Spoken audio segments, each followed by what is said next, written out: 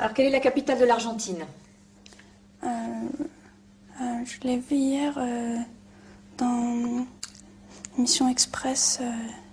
Ouais, allez, je vous aide. Je vous donne un indice. Ah oui, Buenos Dias.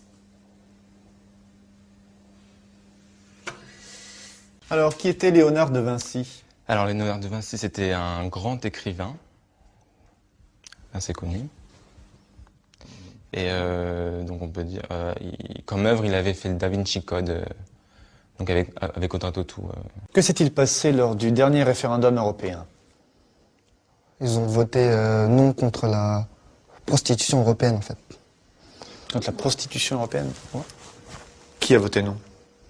Tout le monde, sauf les Hollandais, parce que pour eux, ils aimaient bien la prostitution. Ah ouais. Alors, mythologie grecque, parlez-moi de Plutarque. Vous avez lu Plutarque? Ouais. Alors, on va parler des Amazones, allez-y. Oui, d'accord. Alors, les Amazones, c'est un peuple de guerrières très féroces, plus que les femmes encore. Plus que les femmes. Alors, quel est le taux de chômage des hommes et des femmes en France en 2009? Ça, je sais pas trop, mais je sais que les femmes sont plus touchées par le chômage que par les hommes. Est-ce que vous pouvez me parler des débuts de la civilisation chinoise?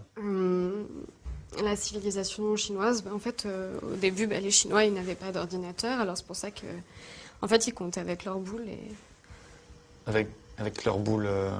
Allez-y, développez. Baby-foot, quoi. Enfin, Avec les boules du baby-foot? ouais, comme au baby-foot.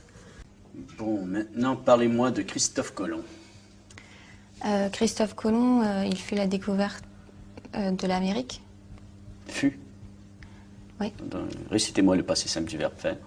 Bah, je fus, tu fus, il fume, vous fumez, nous fumons, ils fussent. Dites-moi pourquoi Jules César était considéré comme un dictateur.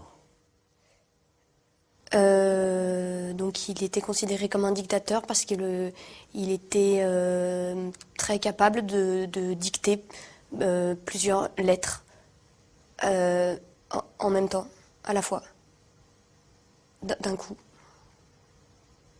Et au niveau de la Seconde Guerre mondiale, est-ce que vous pouvez me parler un petit peu de la chronologie du conflit? En 1939, les Américains déclarent la guerre aux États-Unis. Ensuite, c'est la France qui se fait prendre donc par derrière par les Allemands. Et ça se finit en 1918, mai 1918, par le traité de Versailles à Verdun. Quelle est la taille de Hong Kong? 10 mètres peut-être, un peu plus. Très très grand. 10 mètres.